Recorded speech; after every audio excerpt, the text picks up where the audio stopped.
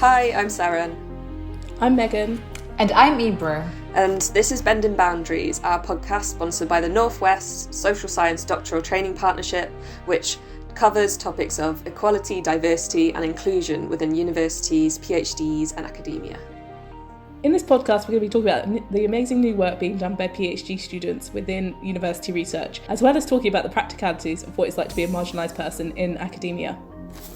Bending Boundaries is a space for themes such as mental health, co-production, the influence of non-academic work on a PhD, and the impact of the personal upon research, and many more.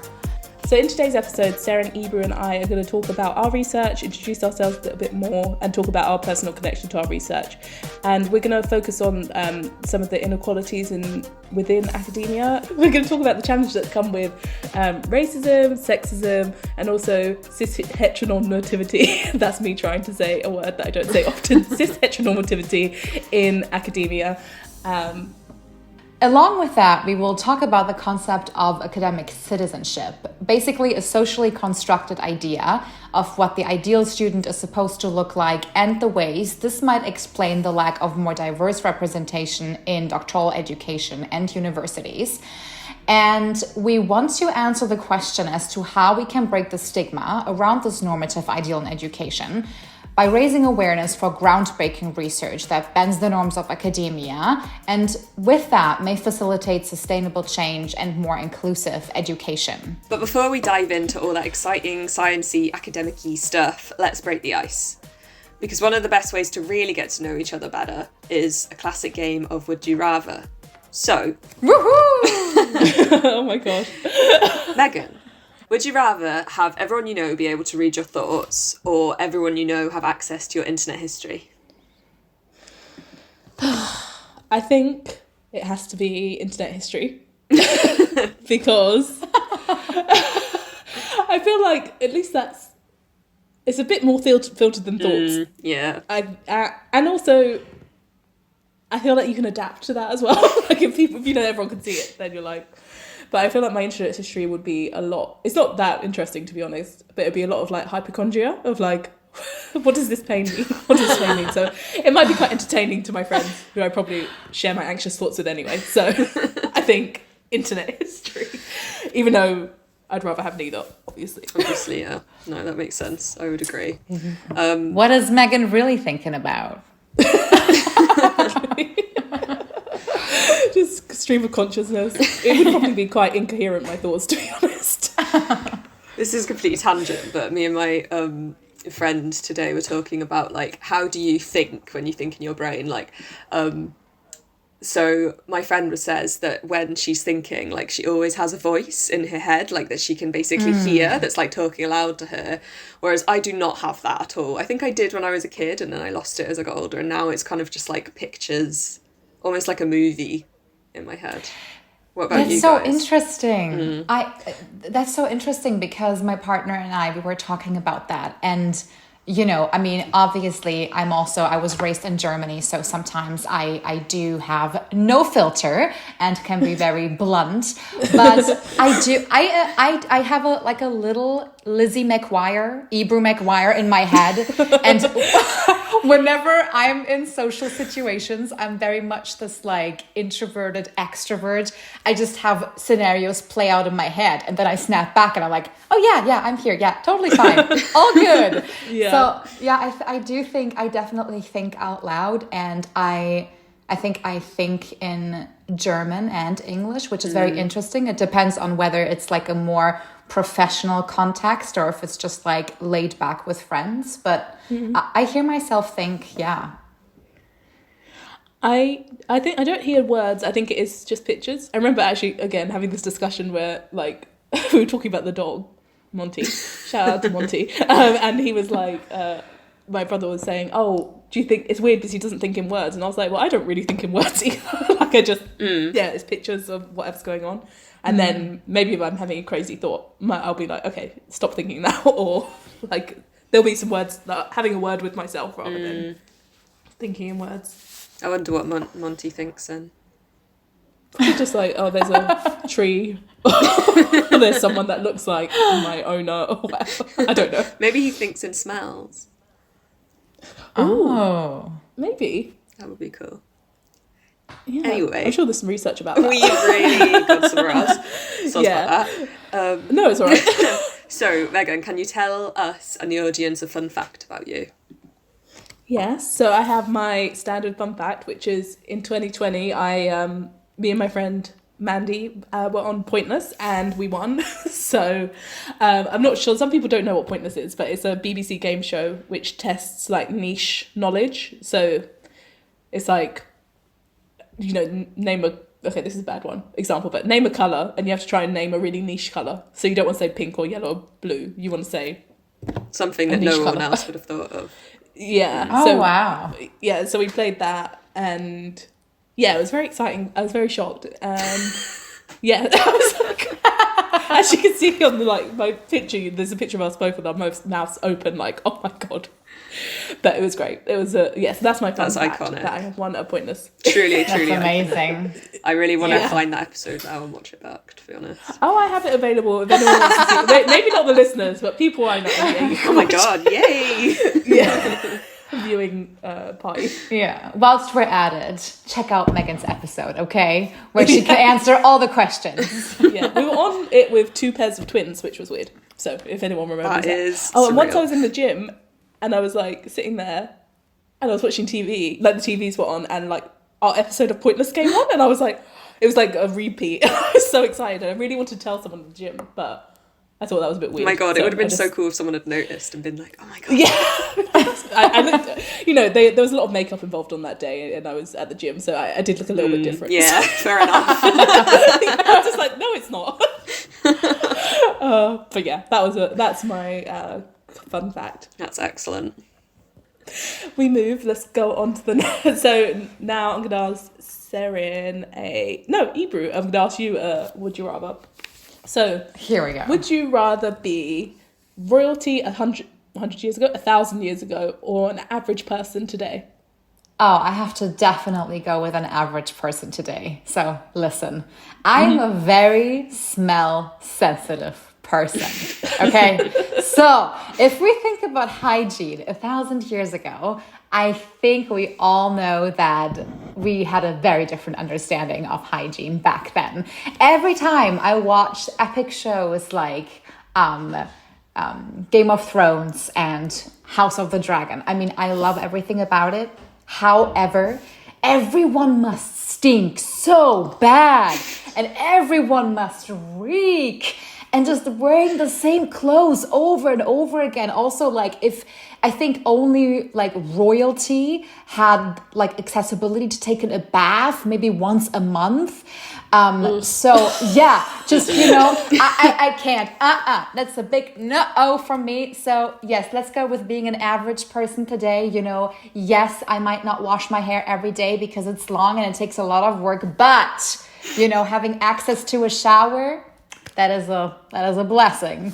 So yeah, it is, and I agree with you. Mm-hmm. Although it'd be nice to know what it's like to be royal, but I don't know. I think I'd find it sad.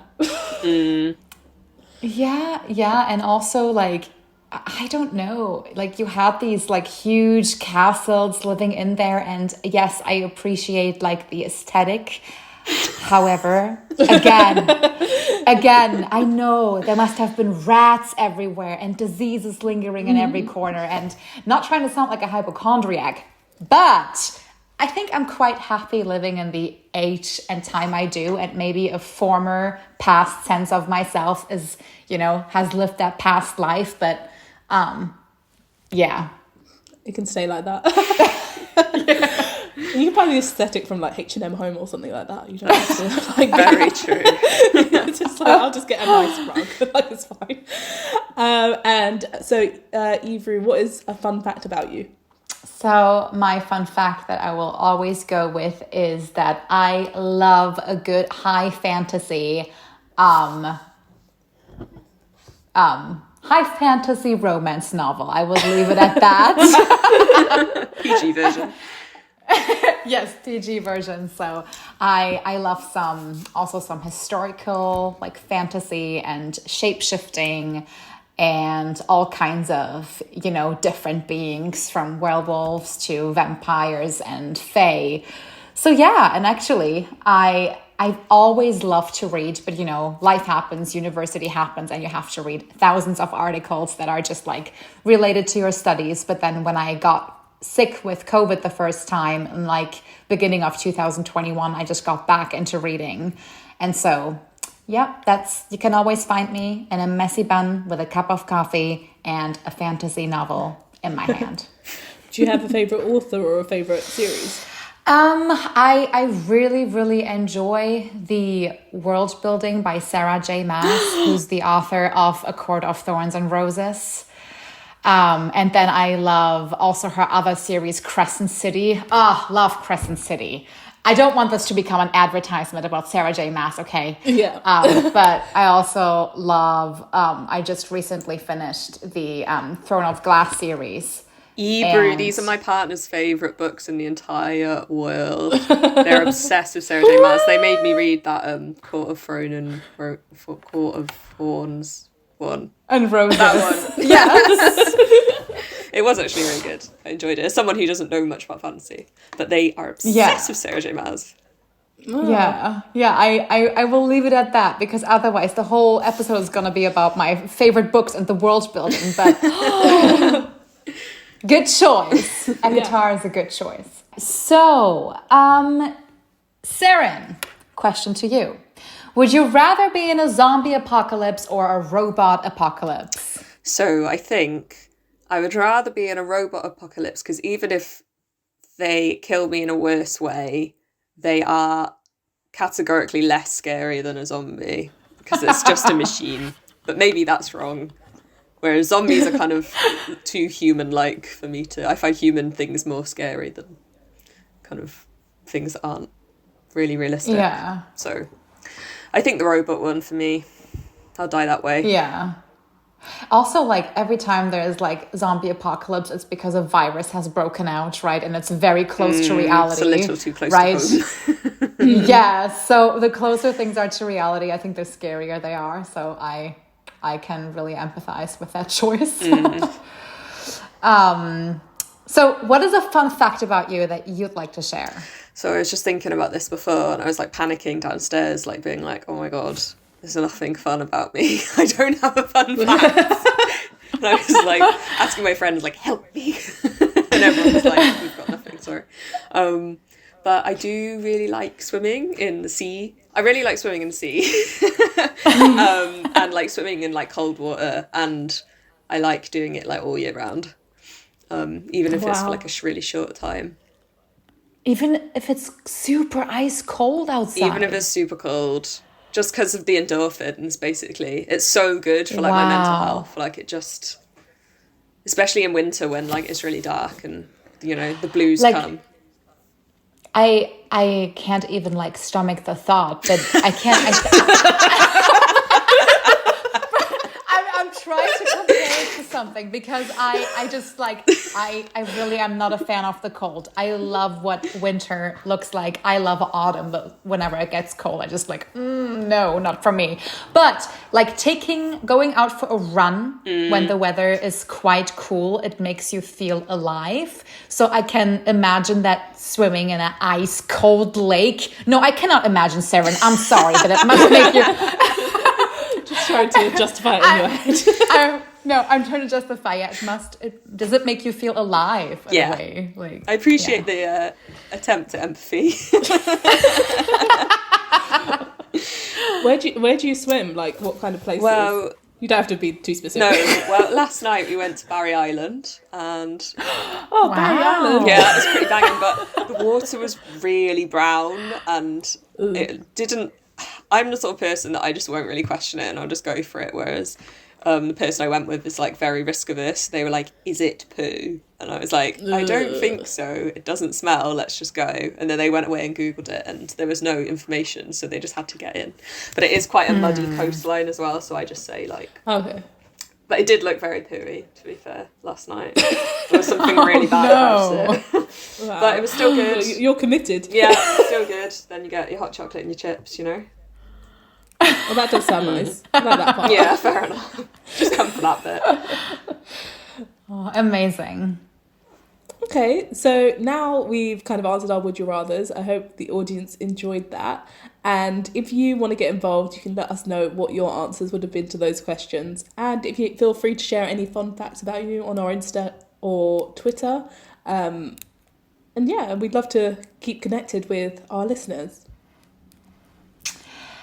So, as we had mentioned, every episode that we publish is going to be introducing different kinds of themes. So for today's themes, they will obviously center around what our own research is about, who we are as the people behind our research, what our kind of activism related to our research is about.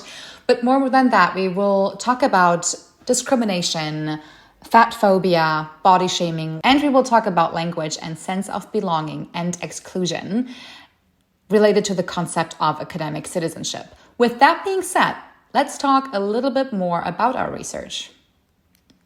So, my research is based in social anthropology, and it's about Welsh language revival in Cardiff. And I often have people be like, that's quite niche, isn't it?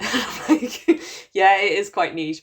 Maybe to people who don't know much about it, but for me, when I kind of grew up surrounded about it, it's, not very niche at all. And I am on my fieldwork at the minute, because in anthropology you take a year to go and live in a place where you're doing your research and kind of like absorb it, and also you do lots of other research kind of methods and stuff like that too.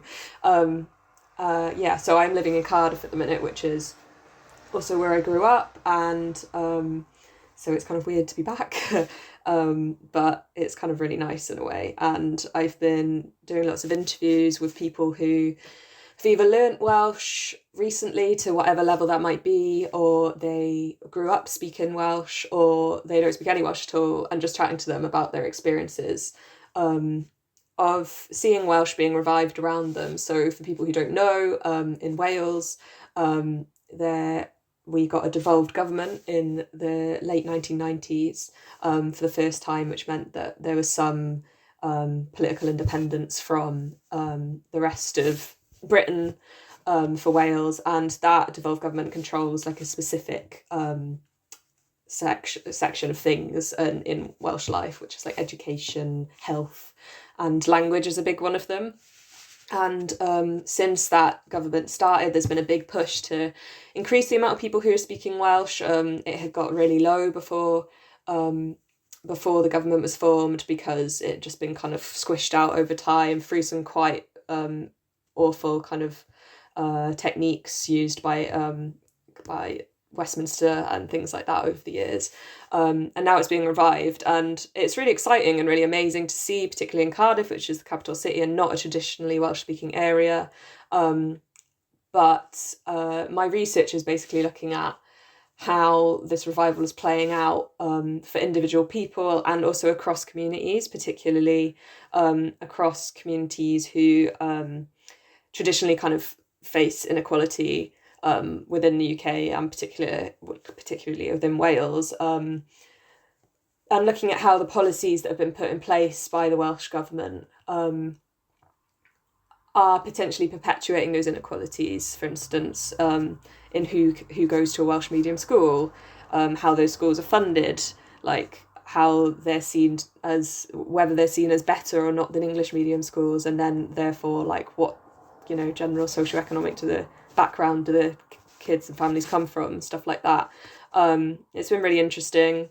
I say that like some of the things that I was expecting to encounter have changed since starting fieldwork, and other things really haven't. And I'm sure we'll talk more about it. Can I just clarify some terms? So what's a medium school? So I should have probably said this better. A Welsh medium school is a school where you learn entirely through Welsh. And so in Wales there are Welsh medium schools that are opening at an increasing rate, and then there's also English medium schools, which is just like a school, like a standard school where you would learn Welsh as like a lesson like French or Spanish or whatever. And in Cardiff particularly, although not potentially everywhere else in Wales, from what I've gathered from my research and what I knew already, those schools are becoming kind of more associated with kind of being better resourced and better funded, and therefore kind of catering for a specific group, which is generally like white middle class Welsh people. And that's part of the research, but it's just one small part of it. Like the part that I find most exciting is talking to people who, even though like they are generally excluded in many ways from like stereotypical like general narratives of what it means to be Welsh and what it means to speak Welsh, but they've learnt Welsh anyway, or they're using it anyway. And I find those conversations really interesting, like talking to people who run kind of community organising groups like for migrants, or there's also a trans one in Cardiff, and seeing how they're using Welsh and creating new words that might not have existed in Welsh before, or reviving words that existed before, like for things like microaggression and like different LGBT words, and seeing how like Black Lives Matter Cardiff have been using Welsh to sort of, you know, bring that into like their politics and stuff. That's so interesting. And what kind of percentage of people like speak Welsh in Wales, like, or like I guess growing up maybe, or is there percentages, or? It's kind of tricky because the percentages of how that data is generally gathered is quite weird. So it's through the kind of best data we have is through the Office for National Statistics, and I think the stat is around 20. I need to check what it is, so let me just do that, because otherwise that would be bad for the podcast. It is 29%, and it was 18% before there was a government, so it's gone up quite a lot. But that figure is kind of debatable, because the question that's used to kind of get that data is quite vague. The ONS census data is what it's taken from, and it basically just asks the question, can you understand /read/write/speak Welsh? That's a bad question. It's a bad question, isn't it? And so it kind of makes it difficult to gather much from that data, especially considering that if you're marginalised, you're probably much more likely to say no, even if you actually, you know, do have some level of knowledge. Whereas if you're like a really confident cishet white man, you're probably more likely to be like, yeah, man, I can do it. Can I speak it? Yeah. That's so interesting, because, you know, language is so fundamental to our identities. It like shapes who we are, but it also like allows us to form connections with our culture, with people. And so I'm just thinking, because I'm also part Kurdish, and, you know, there are different branches, like, I guess, language branches. So what my dad was speaking is called Kurmanji, but he never taught us that language, because whenever you speak it, or in certain parts in Turkish communities, when you speak about it, like you can break or provide a platform to be vulnerable. Because of the conflict that there is. So I think many of these elements we can also like transfer to the context of your research. And like my question is, so what do you find most challenging as being an individual behind the research? Because we are more than just the research, especially when it comes to factors where not everyone has equal access to the language education, especially when you come from a marginalized group that hasn't often been heard. Yeah, for sure. I think there are lots of things that I find extremely challenging about this research. I think one of the things that I wasn't expecting to find so hard was just the like temptation to start researching something completely different while I'm here, which I know sounds really weird, but I just wasn't, I don't know why I'm saying I wasn't expecting it, but I sort of feel like I've come up against so many things that I wasn't expecting to come up against, that have been so much harder for the fact of being trans in this fieldwork space. That I wasn't expecting to come up against, that have on several occasions made me want to basically change the entire project to make it look at trans rights and transphobia in Cardiff, just because there's just been so many barriers to access, I think, for me, because I'm trans, and because of a lot of the inequalities that come with that, such as like disability and chronic illness and also discrimination and things like that, which I don't know why I'm saying I wasn't expecting it, but maybe I was being a little bit optimistic that I wouldn't see the effects quite so in such a like complex and sophisticated form that I have. So I find a lot of the time what's inspiring me is like this thought about some like methodological paper I'll be writing about, like, I don't know, the trans field worker or something, rather than thinking about Welsh language revival. I think one of the other things I found really challenging is actually just, I suppose, like, anthropology as a discipline, and like the primary method that's used in anthropology is this one called participant observation, where you basically kind of, sometimes it's called deep hanging out, where you kind of just hang out with people. I've not heard that phrase before. Yeah, I know. Deep hanging out. It's ridiculous, but it's quite a good way of trying to explain what it is. It's basically just like hanging out with people consensually who you kind of learn from, and then that is like a way of gathering data. But I just find that so uncomfortable as a method. Like, I just find it really, really hard to do, and I've basically not done it. And sometimes that's made me feel like a bit of an imposter doing anthropological research. But I've just decided instead, I won't be doing that method. I'll just be doing lots of interviews, and I'll be going along to some very public events and maybe observing what happens there, but I won't be, you know, a part of me at one point thought I'll go to some Welsh classes and I'll be a participant observer in that space and I'll learn from everyone around me. And then I thought about it and I was like, actually, it makes me feel really uneasy and I don't think I can do it. Yeah. I think that makes sense, because that takes like a lot of like personal, like, I don't want to say confidence, because it's not like a lack of confidence makes it difficult. It's like, it's a bit weird. Like, you're like, and when you say that to people, because you have to say you're a researcher, it's like, it's a weird dynamic, and yeah, it takes a lot of like social energy, which, like, doing an interview is hard enough. Like, just let me do it. And then, I don't know. Yeah. The data you get, I think, is still pretty good. Not to, you know, shit on participant observation. I always just think, how do people, I don't know, it's so much time and energy. Yeah, it is a lot of time. I also think we often tend to like think of doing research as a very mechanical process right at the start when we first start our PhDs. Like, we think about, okay, let's do the literature review. Let's think about our research design. Let's collect some data. Let's write it all down after we analyze the data, right?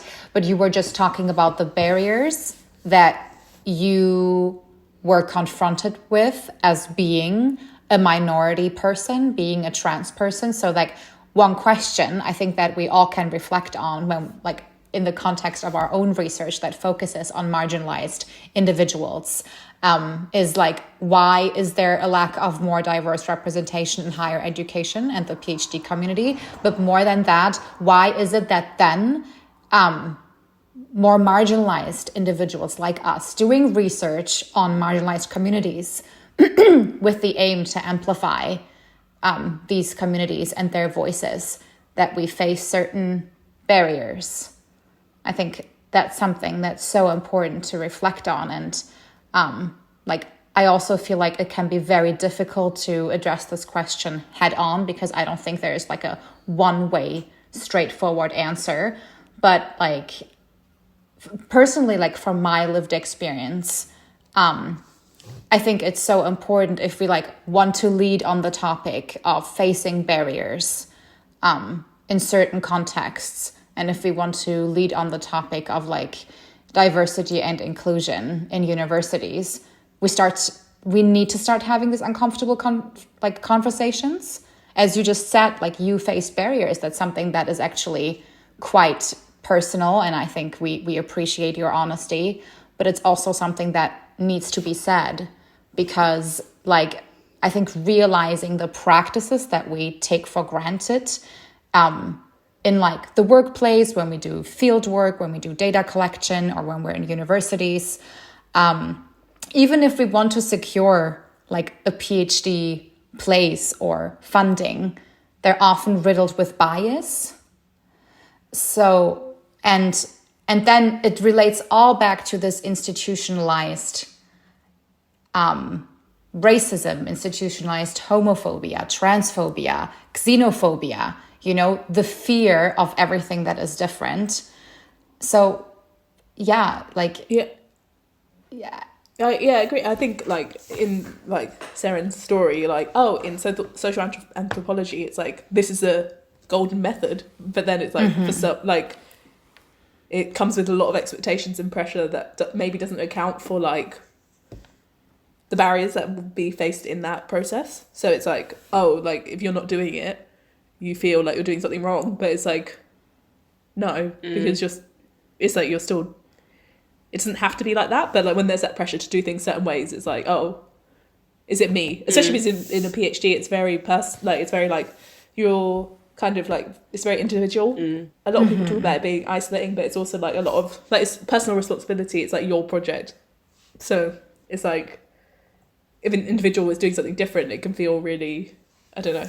Yeah, it's like personal. It's your work. It's your day to day. Yeah, it's like that sort of classic thing in academia where there's like a lot of critique of that way of doing something, and like, you know, we accept that there are problems with it and we always need to interrogate them, but then that thing is still kind of expected, even though that there is an awareness that there are problems with it. It's still, I don't know, because the structures are so kind of insistent, it's still like expected that you'll do it that way. Yeah.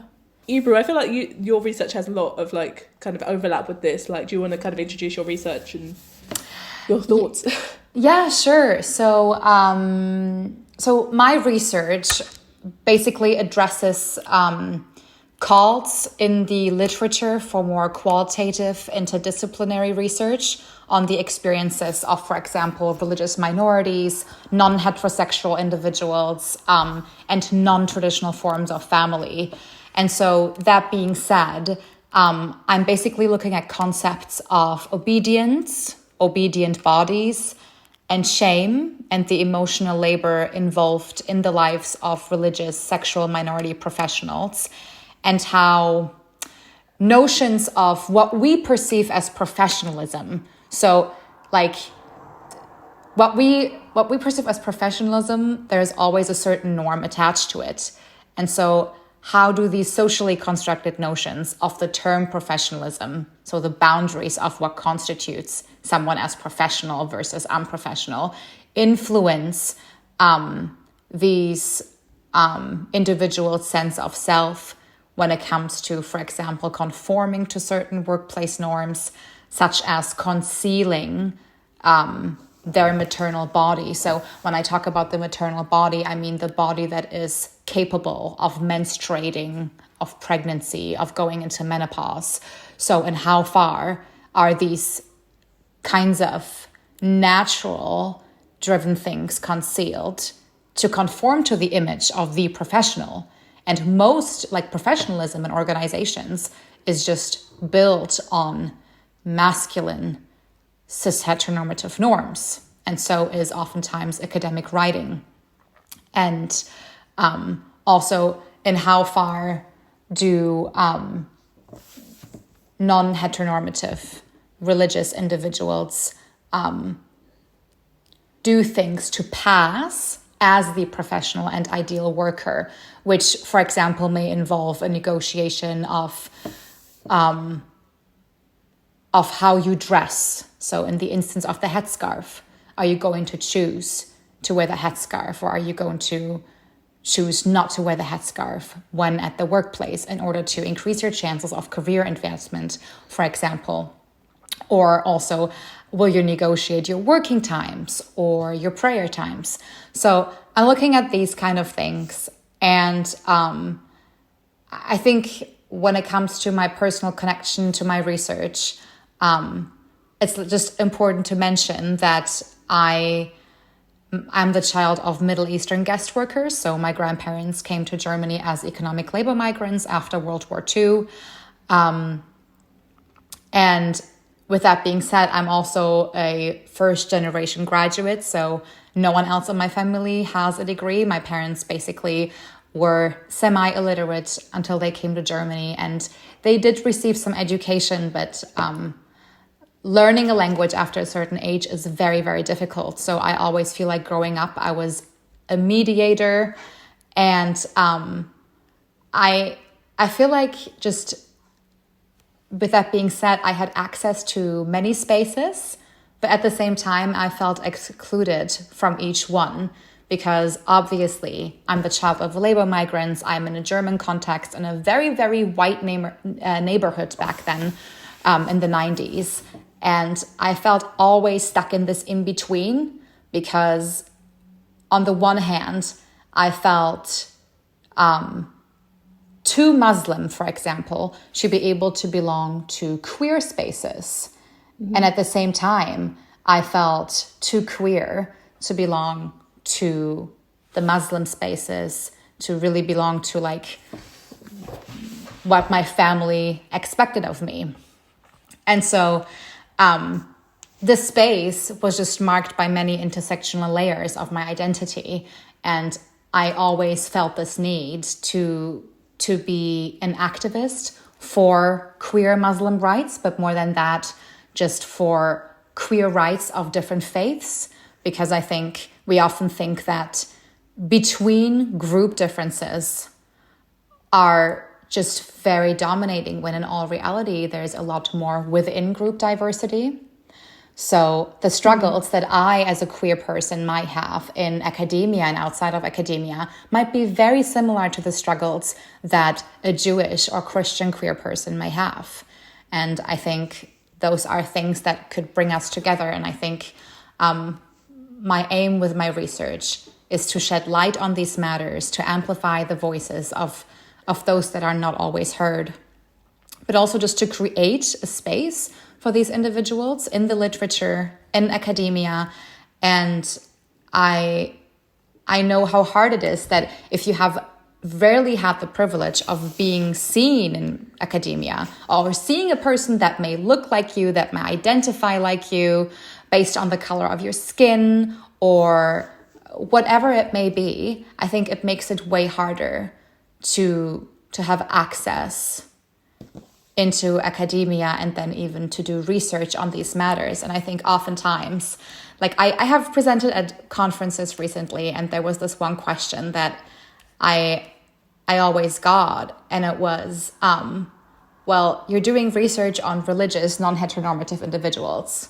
Like, why do we need such research? And it's a rather painful question. I mean, it's, research is always me search. You are still the person behind your research, and I think sometimes it can be very hard to distinguish yourself from your research because it is very personal. But can I ask you a question? Yes, please ask the question.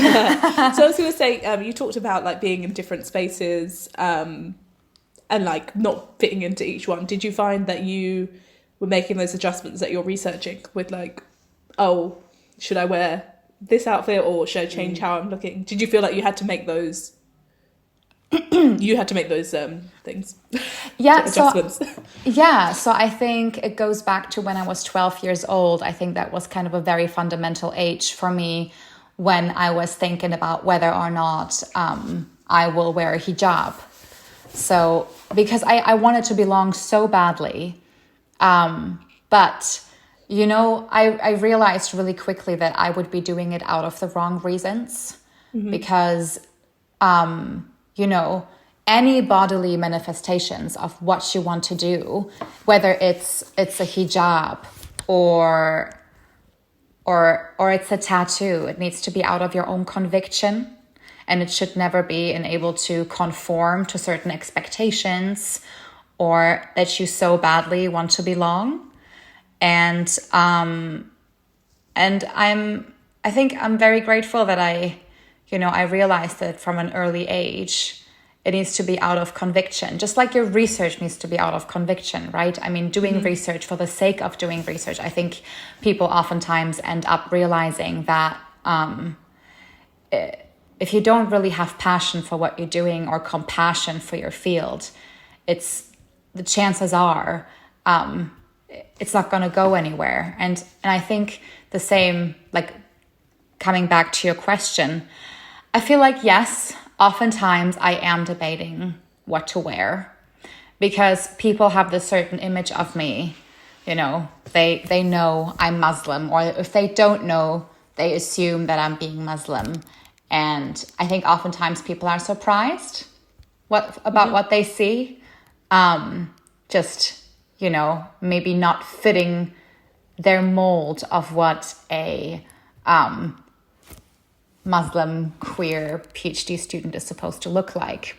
Yeah, but it's interesting because it's like you're like seeing the reaction to not following the mold exactly or making decisions in certain ways, and then you're like, okay, I want to see how other people are negotiating this dynamic, because it's like it's never just you. Like, I think is a thing that, I don't know, as a researcher or someone, you're just like, yeah, usually, you know, if you're finding something in your life, it's usually a bit broader. It's not usually like, oh, it's just like, no, I'm the center of the universe and I'm the only person affected by this. It's like, yeah.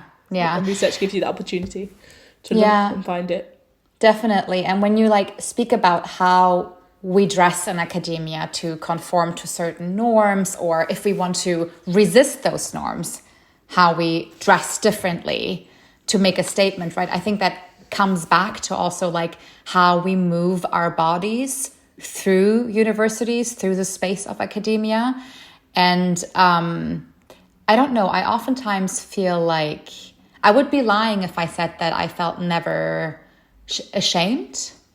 So if there's a certain expectation of what I'm supposed to look like as this PhD student that is a minority, that identifies as Muslim, then why are you not wearing the hijab, for example? You know, that question has popped up. And to be honest, like I am not getting angry with people. What I am getting angry with is, though, if people already have a certain image in mind and are trying to impose that knowledge or the expectation they have onto you without really giving you space to explain, which it shouldn't be my responsibility to educate or explain people, but I am happy to engage in these conversations. But yeah, that's just something that I just in this context wanted to mention, like feeling guilty about something, but then feeling ashamed about something, right? I think like feeling guilty, it's like, I think Brene Brown says this in her books on vulnerability and shame. She's an American shame scholar, and she has like feeling guilty about something in these instances when you're expected to look or behave in a certain way. It's like we feel that, okay, with guilt, it's like I have done something bad, but with shame, when I get these questions in that instance, and it relates back to my body or how I choose to dress my body, it's like, I feel like I am bad. Like that distinction between like I feel bad and I am bad. And I think that may also relate like to your research, right? This like shame and how we carry our bodies.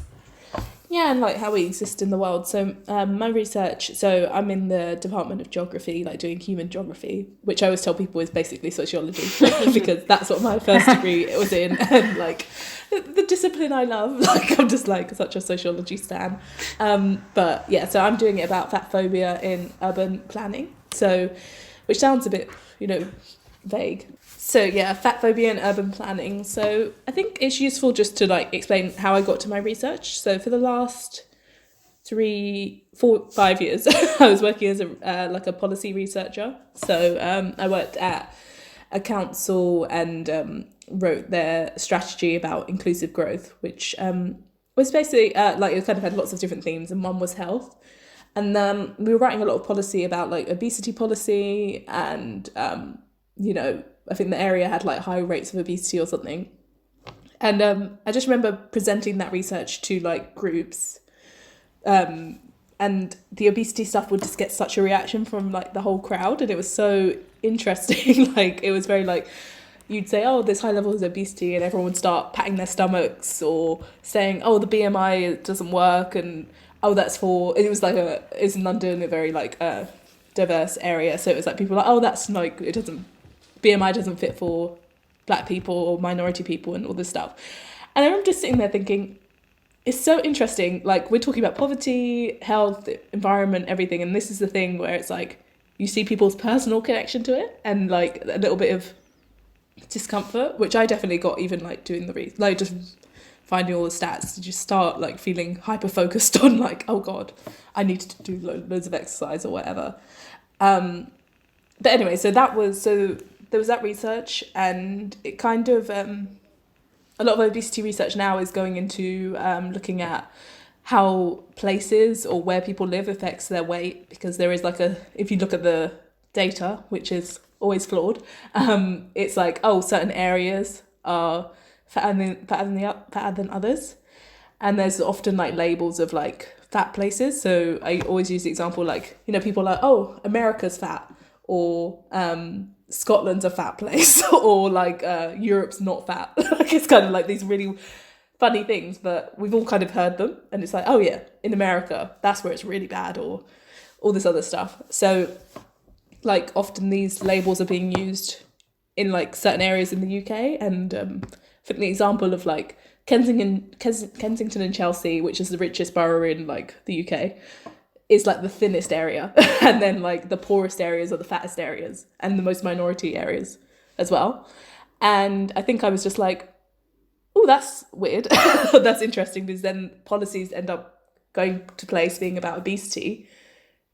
But it's just like, oh, what? But these all just target like poor and minority and working class areas. So my research is basically going to be about so a lot of the data that is used for that kind of policy is quantitative data, so like numbers, stats, etc. So my research is going to be trying to understand the lived experiences of people who live in these like so-called obesogenic, so a place that makes you fat, or fat areas, and kind of trying to understand like how they actually experience where they live, because I think a lot of times it's just that the theory is really flawed, like for many reasons, but it is very compelling and very widely applied. Like there's lots of policies about, you know, shutting down takeaways, or like unhealthy food shops, or like, you know, creating like more exercise places, bike lanes and everything like that, which, you know, I'm not against bike lanes or anything, but it's just like, what are we treating? Because I think we're actually just, you know, we're providing a solution to something that might not actually be the problem, because what are we measuring basically? So yeah, like that's my research. And I think my kind of connection to it is through work a lot, because it's just like, it's just I just really saw it happening, and I was like, oh, this is interesting. And I've always been interested in like the sociology of cities, and like very anti-gentrification, or like trying to, yeah, just kind of interested in how cities function, and like the way that poverty and race, class often plays into that. And I feel like this is like it's kind of like a new angle for, I don't know if it's for gentrification, but it's for changing working class or minority areas. And it's kind of like there needs to be questions of why is, you know, if you're taking away, like closing local businesses, let's say takeaways in minority areas owned by minority people, targeting them, but then are you targeting like the cafes with the French toast and everything? It's like, what businesses are we targeting? What people? Because a lot of it comes down to children as well, and it's like, whose children are you shaming? Like, and like obviously like body image, body positivity, we've all kind of seen it's like more of a rise, and there's a lot of like highlighting like the stigma towards fatness and weight and how it can really impact people. So yeah, I want to talk to people about where they live, why they make the choices about like their travel and what they eat and all this. I don't want to focus too much on like their food and exercise, because that's kind of perpetuating the same thing. I'm actually quite early in the research, so there's like a few little things I'm worried about. I'm like, okay, I don't want to focus too much on eating and exercise, because then I'm just reproducing the same pattern.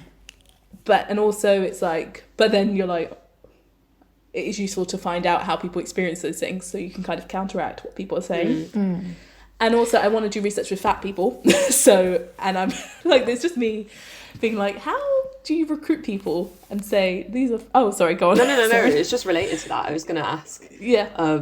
How are you planning to kind of get your data, like you were just saying, like what methods are you using, things like that? Oh, yeah. So I'm want to use walking interviews. So it's basically an interview while walking, and you can do it where you follow a path that someone usually takes, like their commute to work or taking their kids to school or just some like a usual route, and like it's kind of understanding how they experience where they live. So I'll be with them, they'll take me around, and then the reason it's kind of a bit better is because sometimes when you're describing where you live, you don't remember. Like, and then when you're walking, you're like, and I'll be like, oh, why did we turn this way? And they might be like, oh, because it's really loud over there, or that underpass is a bit dodgy, or a person I like lives over there and I don't like lives over there, so I don't want to walk past their house. Or just, you know, it can be very like the reasons people move around their area is very personal. So doing walking interviews kind of allows you to see it. So it's like a mix between participant observation, because you're watching how they live, even though I was just bad mouthing participant observation, but anyway. And also just an interview. And it can be like, give me a chance to take pictures of like the urban environment that they're living in, because a lot of times the roads are really loud, unsafe, lots of pollution, or like really bad quality of pavement. So people are like, why don't you walk? It's like, because it's so dangerous, or like it's because it's so uncomfortable, or because like when you're having, you know, if you're taking your children around, or if you've got a disability, or even like when we're talking about like your I know for a lot of women it's like, oh, I don't want to walk because it's not you safe. Know, not safe. Yeah, you don't want to, and also like like being highly visibly different, like so you could be trans or like, and depending on what area you're in, like in a lot of areas in London there's like a lot of gang violence. So if you're like a young black man walking in an area that people don't know you in, people will, you know, think like people might target you, or there's lots of different things that can happen. So basically being like, you know, adding a bike lane isn't going to make people ride a bike, like and I want them to research about that. So yeah, that's kind of the research. Ebru? Yeah. Question. So I actually have a couple of questions, and I'm just trying to like structure my thoughts around this. So one of the first questions would be related to what your personal connection behind this kind of research is. And with that, I was wondering, so, you know, I was talking about this previously, like with this definition of professionalism, for example, like doing my research in management studies. But we also have then definitions of, or perceived notions of what constitutes fatness and thinness. So like who decides that? But also when it comes to the context of minorities, because I am very sure that a person who self-identifies as fat and happens to be of color is differently perceived than a person who self-identifies as fat and is white. Because we still have that notion of privilege, but correct me if I'm wrong here. Yeah, so my personal connection is very like, see, this is like one of those things that's a bit difficult, because I'm definitely like, oh yeah, I'm black, I'm working class, but like being like, oh, and I'm fat, like it feels less of a comfortable label because of all the stigma. And yeah, so I've experienced, like I'm fat, and I've experienced like discrimination throughout the years, like weight fluctuations, all this stuff. So it's like, oh yeah, it's so funny to see the difference. And also like, yeah, just the stigma and the impact it has on your health, your mental health, and the way people treat you is, and you know, other people I know as well. I'm just like, it makes you angry when you realize that it's a form of discrimination, because when you're younger, you're like, oh no, this isn't discrimination. There's just something wrong with me. So it's just like, oh, I just need to fix it. That's the problem. But in hindsight, it's like, oh, no, you were not the problem. That's what I find so interesting about what you were saying about going and presenting that research to like community members and stuff, and a lot of people kind of responding like almost like retaliating and being like, well, the BMI is not like the BMI is wrong, the BMI is racist, Yeah. whatever. Like when it feels like, I don't know, like fat activism is still like quite grassroots and like not hugely I don't know, just not hugely known. Do you know what I mean? I find that so cool that people weren't, that, you know, not everyone was being like, oh God, like I hate myself, I need to go to the doctor, Yeah. I need to do this. Do you know what I mean? Yeah. And I think there's like a racial, I think, yeah, for Ebru's point, it's like there is a racial element of like, you know, I think I mean, I do need to do more research about it, but it's like, you know, there's like, I feel like fat black people and women especially, there's a bit of a, I don't know if it's acceptance, because there's still a lot of stigma, but it's a bit like, I don't know, it's a different vibe to white fat women, I think. Anyway, and like that's the impression I get. So there is a bit of a pushback of like, oh well, we like, you know, it's just like I've got an ass like and thighs, so I don't, you know, and that's not a bad thing. But also, so it's kind of like there is like that kind of there's definitely a racialized element to it, which I actually do like. So I just did my undergraduate master's dissertation about it, and even in the policy documents, there's like acknowledgements of differences between race, but that's often used to target racialized minorities. So it's like, oh well, it's worse for these people, so we need to have more help for these people. Diabetes is worse in this group, so we need to do this and that. So there's like more of, basically, I think in my dissertation I found it was like that with minorities, it was a lot about the health impacts, and for working class it was like about lack of knowledge. So it was like, oh, we need to teach the working class, and these people are so unhealthy, we definitely need to help them. And it's kind of like that interesting, like there's definitely like a racialized difference. And in the UK, basically there is some like research about this. Like, I don't know if you guys know the concept of food deserts, but in the US it's basically like there's areas which don't have any like access to fresh food or good or cheap supermarkets, so they just have like convenience stores or whatever. And like in America it's so big, you have to drive everywhere. It's kind of like that's the concept. But in the UK, and especially in London, in the UK there are food deserts definitely, but in London it's like you walk around, there's vegetable stores everywhere, there's, you know, markets. It's kind of like there is access to it. So it's like a lot of times people try and apply those concepts to the UK, and I'm like, oh, I've seen like activists talk about it, and I'm like, oh, it doesn't actually make sense because it's a completely different place. So that's like my research is meant to be like not filling the gap or like trying to highlight that. The US context is not applicable, and I guess that's the geography element, very place-based research.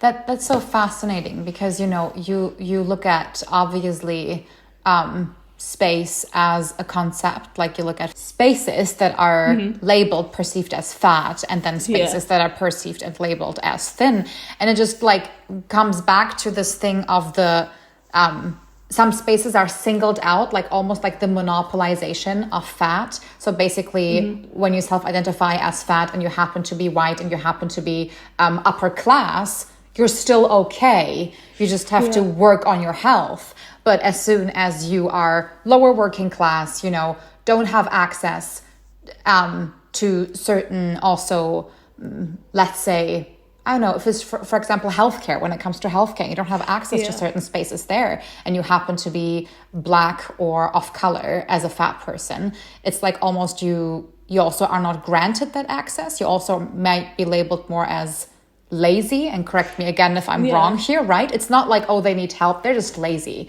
And and I think that part of the use of spaces and places instead of like individuals is meant to be a move away from like the discrimination, because I think people are like, oh, we can't, you know, say that. But then it's like saying a place is unhealthy. Like in COVID, you kind of saw it. There was areas that were much worse affected, and it was kind of like, and there was a lot of like minority populations died at much higher rates and everything. And it's like people kind of would like, they didn't want to acknowledge that it's because of the jobs that people have, the living conditions or situations, you know, intergenerational, how people live with like loads of members of their family or smaller places. It's kind of like, I think the housing element is really completely left out of the fatphobic stuff. And it's like, and also like, cost. It's like, I can't afford to go to the gym, or I'm too tired because my job is actually very hard and like I have to be up all night shifts. And yeah, there's so much like in it, because it's like, even like working night shifts, it's like it affects your health in like so many ways, but people will just be like, oh, they're just fat. And it's like, well, no, it's because they don't sleep at night. So it's like it messes up with your... Yeah, but I'm excited to start it and kind of learn more, because I do feel, because I come from the like policy element, I'm like, oh, I know that people aren't like trying to be dicks about it. Like, they're actually really, people do care. And like the questioning from the audience and stuff, it wasn't just like, it was at all levels, and people kind of being like, yeah, I remember like the chief exec being like, bike lanes aren't going to solve anything. It's dangerous to cycle. Like, so like that's what's coming down. It's dangerous. And like, you know, if you have 3 kids, you're going to have to drive a car, like, because you can't just, you could take them all on the bus, but it's like, you're asking people to suffer for a health idea that actually doesn't have much evidence behind it. So, yeah, so that's kind of my research. Obviously, the 3 of us are doing research that are more in the shadows of like what constitutes valid research in academia. So I think people listening to this, or even me listening to both of your research, which is so fascinating, you know, it's not the norm. It bends the boundaries, right? So were people ever surprised when they heard that you're doing a PhD? Because I had that. I think, sorry, I feel like I've been talking for ages, so maybe I'll let one of you go first. Okay. I remember doing it, and like it's quite funny because obviously there's stigma around fatness, and I've definitely getting more comfortable just talking about it all the time. It's also when you say, oh, fatness, you're like, oh God, is everyone looking at me and assessing how fat I am? Like, this is what I'm just like when I tell people. But I remember telling some people about it, and they were like, oh, is that something you research? Kind of being a bit funny about it. And then I was like, well, PhDs have to be really niche, and also I'm getting funded for this. So I don't know, it kind of like, I feel like the PhD backs up the reason. It's like, yeah, it's not easy to do a PhD, and it's not easy to get funding. And so obviously this research is important. I don't know. I remember just using that as like questioning my topic. But I was like, well. But also, I guess, because like fatphobia is something that it's like not a form of discrimination that people like readily accept yet. Do you know what I mean as well? So they're probably like, oh, what's that? Like, what's that? Like, I don't know, like snowflake bullshit. Do you know what I mean? Yes. Like, so interesting. I feel like I very rarely explain what my PhD is or like what it is, and I often avoid telling people I'm doing one. Yeah. Which I think is probably really bad, but like I should probably interrogate more why I do that. But I don't know if I necessarily like feel comfortable with it myself. What about you, Ebru? Yeah, thank you for saying that, because you're just like, how do you say in English? You took the words out of my mouth.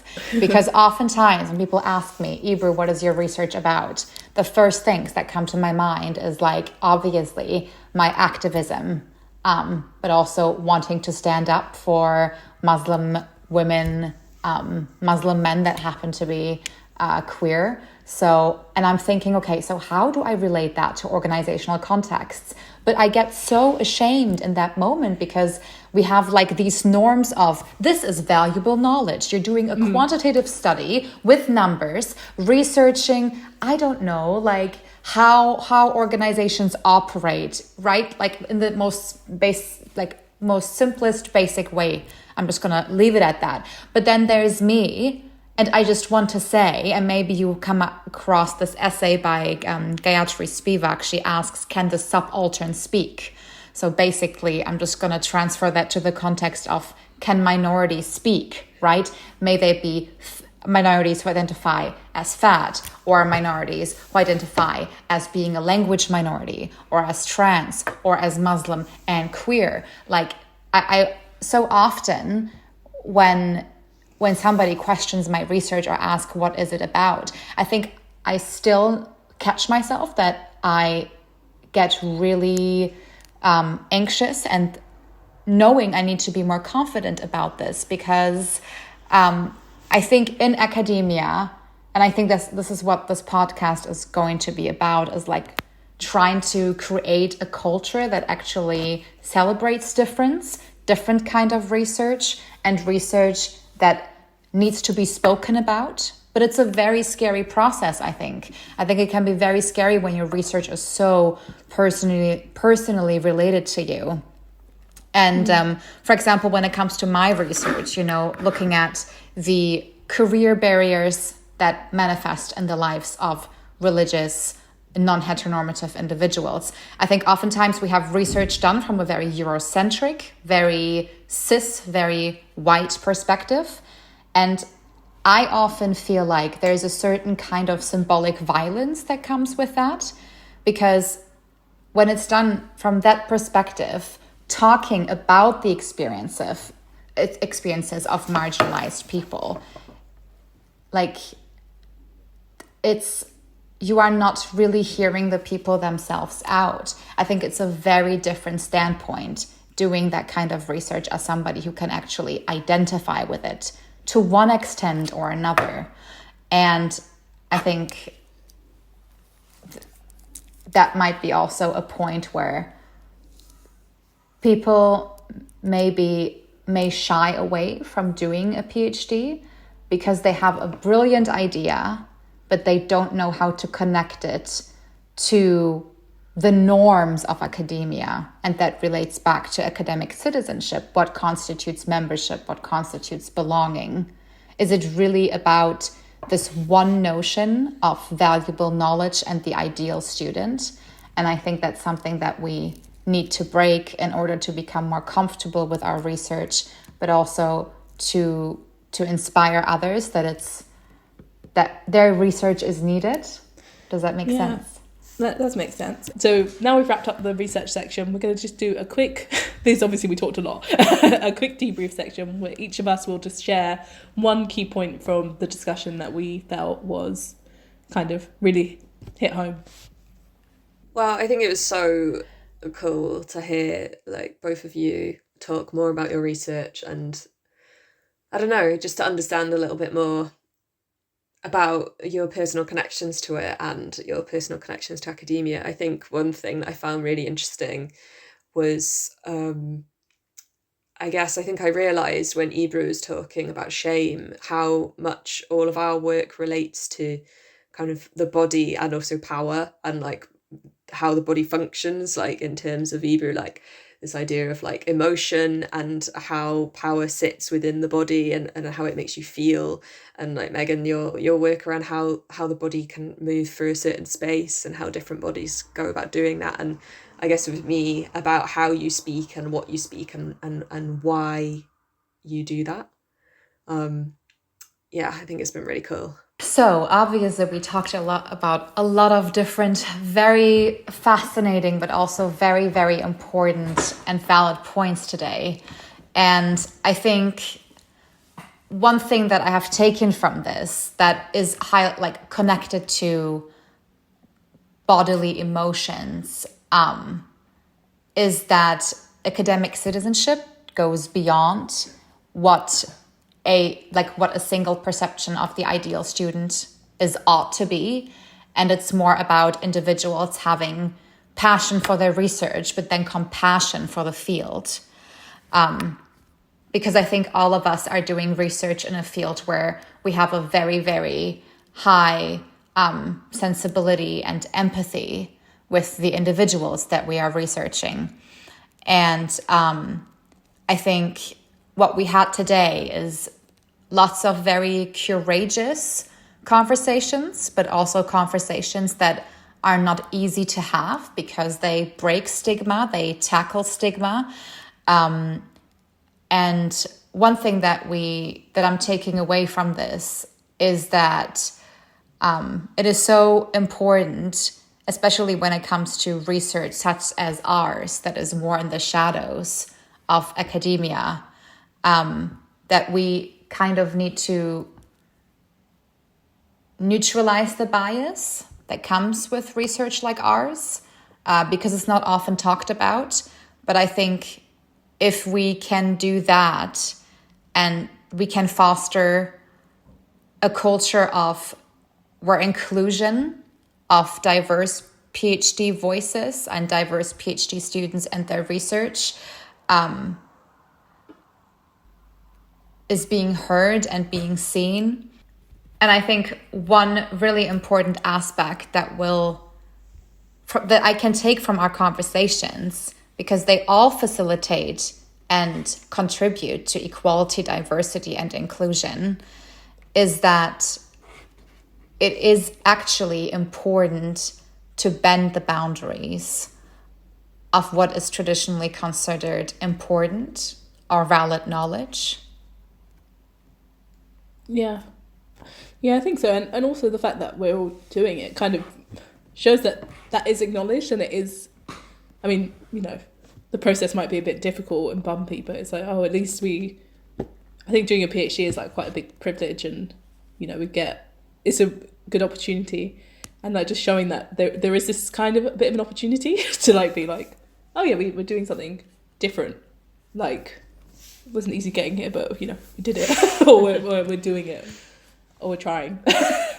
Mm-hmm. But for me, I think like the point that I kind of took away, like it just hit home, was when Seren, when you said like you keep wanting to do different research, like when you're like doing it, you're like, oh, there's so many other things I could be doing. And I guess like for my research, like I was doing research about like, I was writing a policy strategy and doing lots of research, and that's where I kind of got the idea for my thing. I was like, oh, this is actually a different thing I want to do. And I feel like that's a bit of a researcher struggle, is it's always interesting, like what people have to say.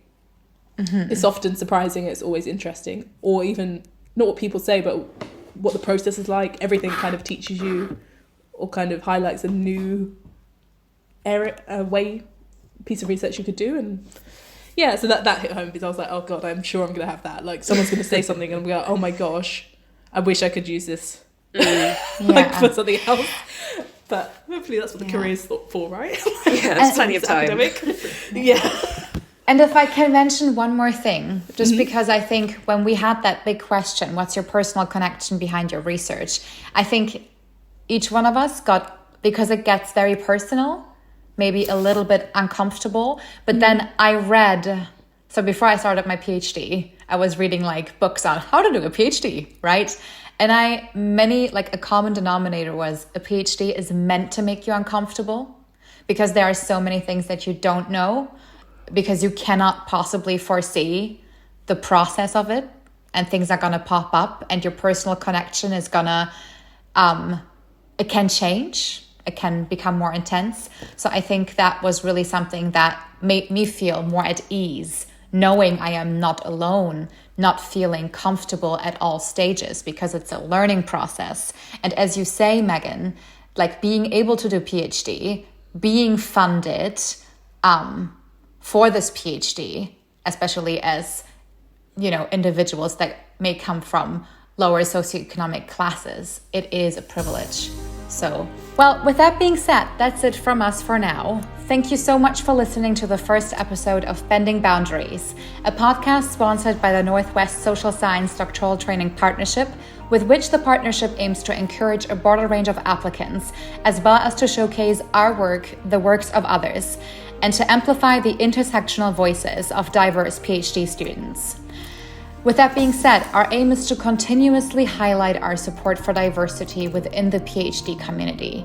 We really hope you've enjoyed this episode and feel a bit more at home with us now. We'll be back with our first guest in 1 month's time, discussing the experiences of women in academia, careers, individual intersectional identities, and social justice within the academic workplace. In the meantime, we'd love to hear from you. If you have any questions or you just want to connect with us, you can follow us on Instagram at Bending Boundaries Podcast. You can tweet us at Bending Boundaries Pod, or you can email us at bendingboundariespod@gmail.com. Thanks. Bye. See you next time. See ya.